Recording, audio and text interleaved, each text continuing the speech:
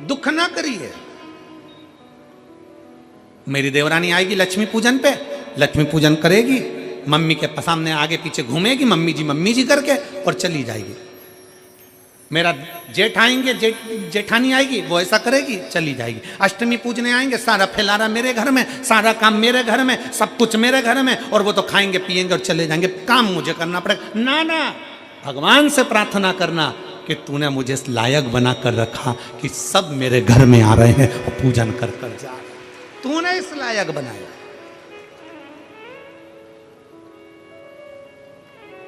ये तेरी उदारता है, ये तेरी कृपा, ये तेरी करुणा है। हम इस लायक नहीं है, पर उसने हमको इस लायक बनाया। हम बाबा जयंती बड़ी खुश होकर मंदिर की सेवा करती है, चाकरी करती, तैयारी करती। जयंती धीरे धीरे बड़ी हो गई। उसका एक नियम बड़ा प्रबल था, कपास की बाती बनाकर पिताजी को दे देती, पिताजी जोत में लगा देते, आरती में लगा देते और तैयारी करते।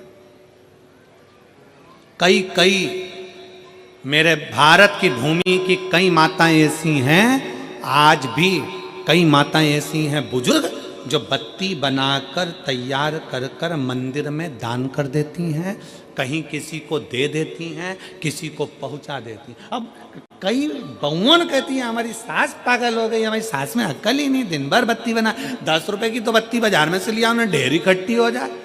बोलो सही है कि गलत है? 50 रुपए की, 25 रुपए की, 10 रुपए की बत्ती का तो इतना सारा पैकेट आ जावे। 10 रुपए की बत्ती की 100 बत्ती आ जावे। और हमारी सास लगी दिन भर बैठे बैठे बत्ती बनाती रहती है, दिन भर बैठे बैठे बत्ती बिलोती रहती है, दिन भर बैठे बैठे बत्ती बनाती रहती है। वो सास पागल नहीं है, वो सास बेवकूफ नहीं है। अग्नि पुराण में लिखा है, जब कोई कपास की बाती का निर्माण करता है, कपास की बाती को बनाता है, उसमें जितने कपास के रुए होते हैं, एक एक एक एक, वो एक एक रुए जब जुड़ते हैं और घी में लगकर जिस देवता के सामने लगते हैं, जिसने बाती का निर्माण करा है, उसको 1000 अश्वमेध यज्ञ के बराबर फल प्राप्त हो जाता है। सास पागल नहीं है।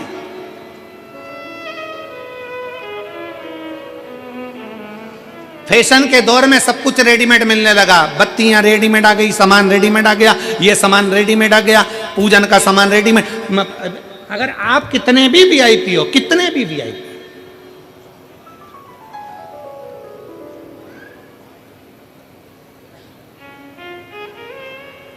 कितने भी वीआईपी, और हम तो कहेंगे, बेटा और बेटी दोनों से कहेंगे कि तुम कितने भी वीआईपी बनो, तुम कितने भी पढ़े लिखे बन जाओ, कितने भी वीआईपी और पढ़े लिखे।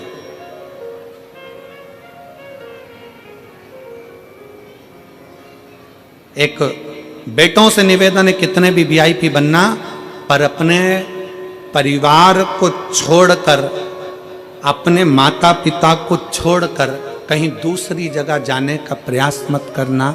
और बेटियां कितनी भी वीआईपी बन जाए, अपने तन से रुपट्टे को कहीं जाने मत देना, रुपट्टा तन पर होना जरूरी है। तन पर वस्त्र ऐसा पहनिए जिससे आपकी मर्यादा हो।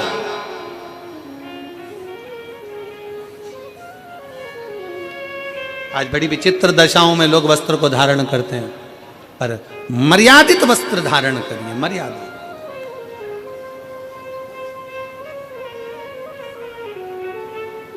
शिव तत्व कथा है, भगवान शंकर की कथा कहती। जयंती कपास की बाती बनाती, पिताजी को देते, पिताजी जोत में लगा देते, दिया में लगा देते, आरती में लगा देते। समय बीतता गया, जयंती बड़ी हो गई। उसका वो जैसे ही बड़ी हुई, एक दिन शिवालय में जा रही थी, पिता को चिंता लगी, मेरी बेटी की शादी करना, संबंध भी बहुत आए, बेटी सुंदर बहुत थी, बहुत सुंदर थी, संबंध बहुत आ रहे।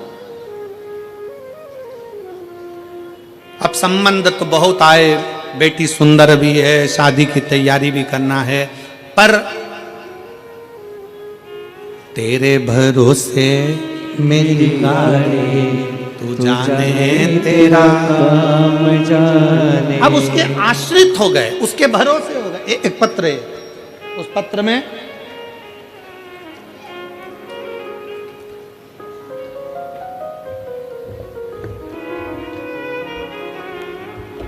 मैं बरखा शर्मा, पत्नी हरीश शर्मा, जयपुरिया सनराइज सोसाइटी, गाजियाबाद, उत्तर प्रदेश से आज अपने शंभू भोलेनाथ का धन्यवाद करने के लिए आई हूँ।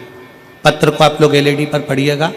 मेरा मोबाइल नंबर ये है, कहीं बैठी हों तो हाथ हिला सकती हैं। मैं बरखा शर्मा, पत्नी हरीश शर्मा, जयपुरिया सनराइज सोसाइटी, गाजियाबाद, उत्तर प्रदेश से आई हूँ। कहीं बैठी हैं, हाथ हिलाइएगा। अच्छा, पीछे एलईडी में छुपे हुए हैं क्या? आ जाओ, एक बेलपत्र ले जाना। आ जाइए, आ जाइए। बेटा आया है क्या आपका? बेटा आया है साथ में? नहीं आया। गुरुजी, मैं क्या वर्णन करूं। मेरा 10 वर्ष का बेटा चेतन, जिसको 23 दिसंबर 2023 को बुखार हुआ था, उसको लेकर हम डॉक्टर के पास गए।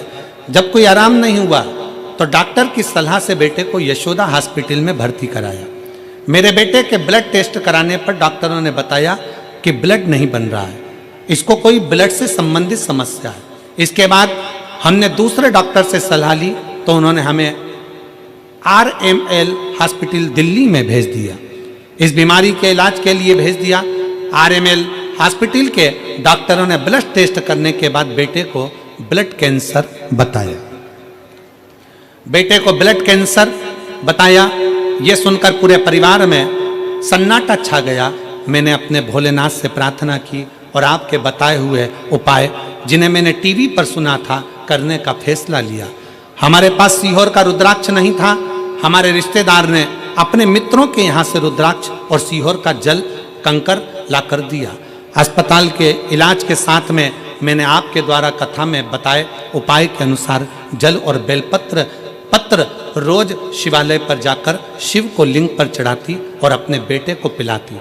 भोले बाबा की कृपा से मेरे बेटे की रिपोर्ट नॉर्मल आई और डॉक्टर रिपोर्ट देखकर हैरान हो गए। उन्होंने फिर से ब्लड सैंपल उतारा और दोबारा टेस्ट कराया, वह रिपोर्ट भी नॉर्मल आई। आज मेरा बेटा कैंसर से मुक्त है। मैं बाबा को यहाँ प्रणाम करने के लिए आई, मैं शिव को नमन करने के लिए। एक विश्वास आपके भीतर हो, कोई दूसरा नहीं आएगा। आपका चढ़ाया गया एक लोटा जल सारी समस्या का हल, केवल एक लोटा जल। अब यहां ना तो बेल है, ना भभूति है, ना ढोंग है, ना प्रपंच है, ना छल है, ना बेईमानी है, केवल आप और आपका महादेव है। आप शिव के आश्रित होकर जब उसके पास में जाते हो, शंकर से अपने दिल की बात कहते हो, शिव उसको स्वीकार करता है।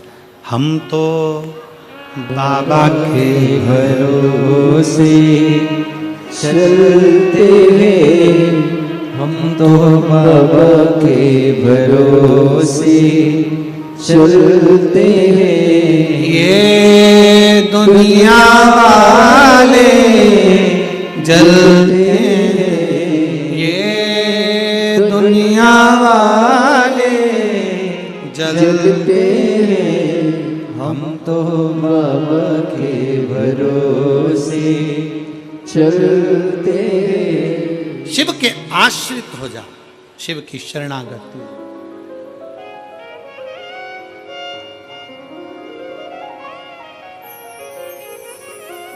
कल एक बहन जी कह रही थी, गुरुजी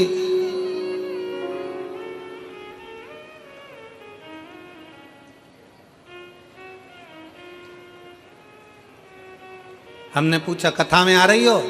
अरे गुरुजी बहुत भीड़ है। अच्छा,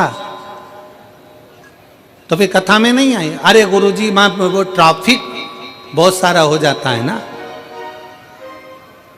हमने कहा मां, जो शंकर की कथा के ट्रैफिक में एक बार फंस जाता है, वो दुनिया में दूसरी जगह कभी नहीं फंस पाता है।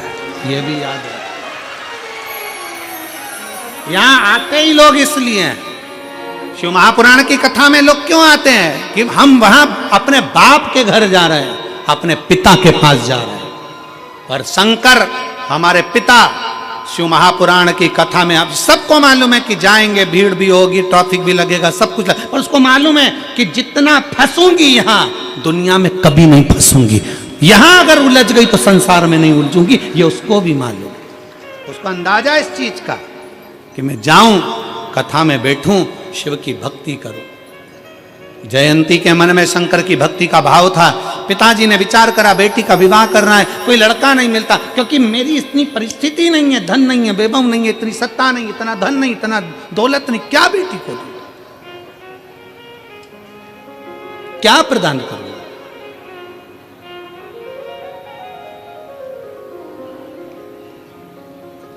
जब मेरे पास में इतना धन नहीं है, इतना दौलत नहीं, क्या करूंगा। फिर निवेदन है कपास की बात, आ जाओ, कपास की बेलपत्र दो।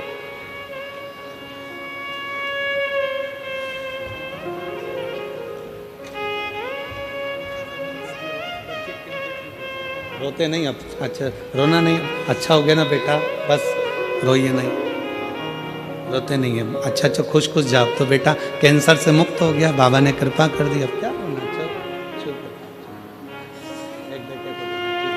रोना नहीं है, आंसू पोछो, आंसू पोछ के जाओ बाबा के यहाँ से और खुश होकर जब तो बेटा कैंसर मुक्त हो गया, और क्या चाहिए, शिव करता है।